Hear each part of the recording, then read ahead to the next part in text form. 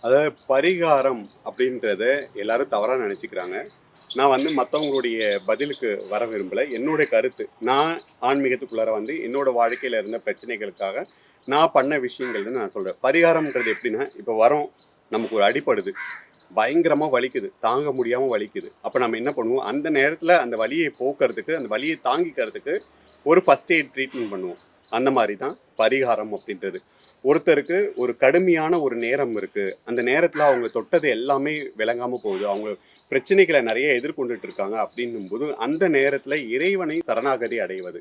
அதுவும் அவங்களுக்கு அந்த நேரத்துல எந்த இறைவன் தேவன் அப்படின்றது இருக்குல்ல. இப்ப நமக்கு வந்து ஹார்ட் டாக்டரு, அப்புறம் எலும்பு டாக்டர்ன்னு இருக்கிற மாரி, அந்த நேரத்துல நமக்கு எந்த இறைவன் தேவைப்படுறாங்க அப்படின்றத நம்ம தெரிந்து, அந்த இறைவன் கிட்ட நம்ம சரணாகதி அடையும்போது, அந்த வலியை தாங்கிக்கக்கூடிய வலிமையை நமக்கு குடுப்பாரு. அந்த நேரத்த கடக்கறதுக்கான ஒரு தன்மைய நமக்கு குடுப்பாரு.